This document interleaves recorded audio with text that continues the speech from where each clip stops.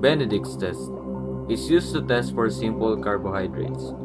The Benedict's test identifies reducing sugars, monosaccharides, and some disaccharides. The materials needed are solutions of unknown A and B, parafilm wax, Benedict's reagent, hot plate and wire gauze pad, beaker, test tube and test tube rack, pipettor and pipette tips, and test tube holder. Prepare the hot water to maximize time. Label each test tube with unknown A and unknown B.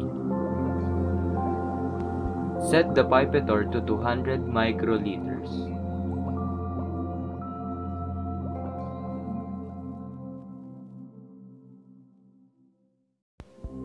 Place 200 microliters of unknown A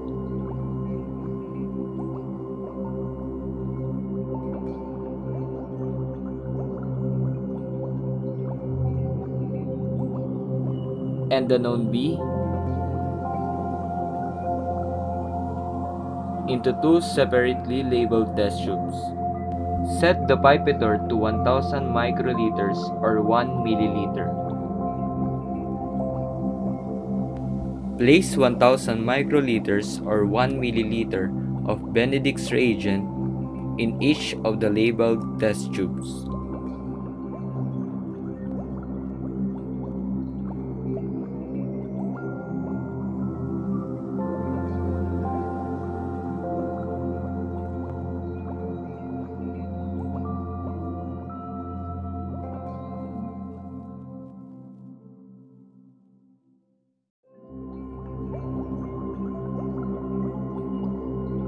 Put a parafilm wax into each test tubes.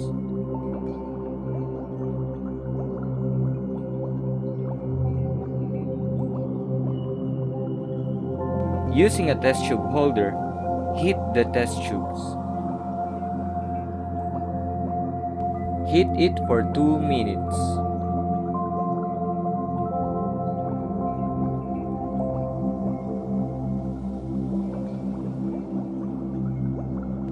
Wait as the reaction occurs.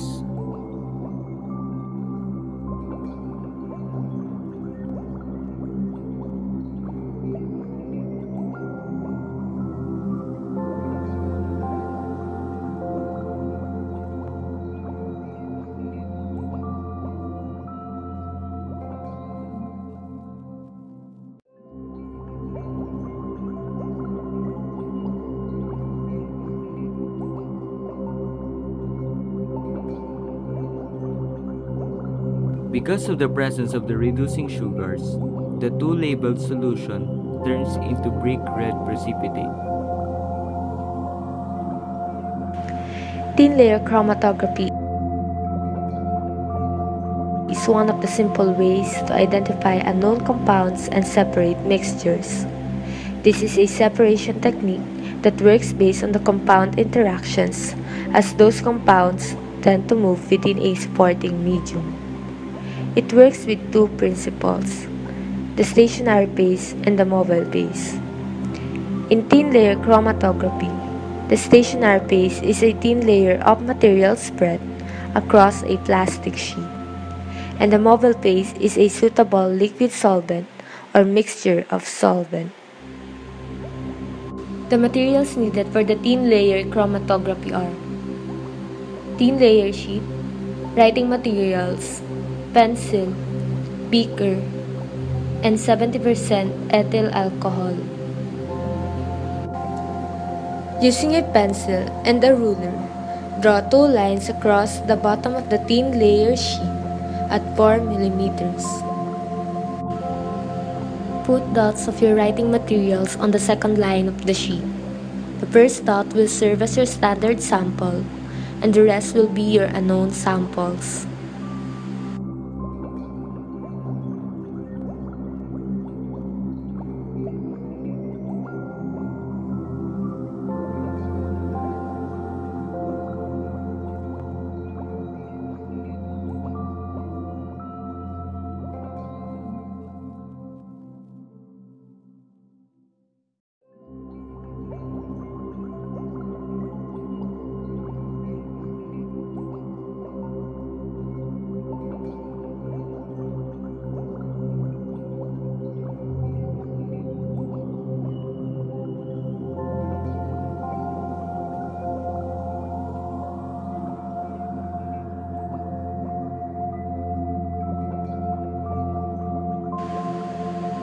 Pour a 70% of ethyl alcohol in a beaker.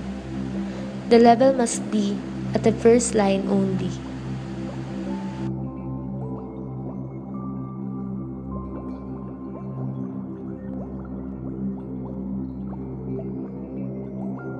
Dip the first line of the thin layer sheet in an ethyl alcohol.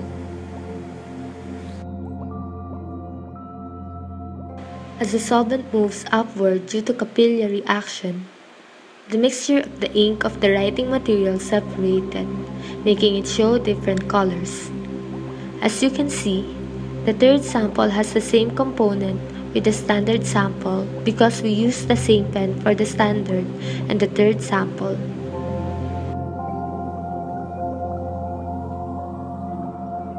Observe and wait until the separation stops and the solvent stops to move upward.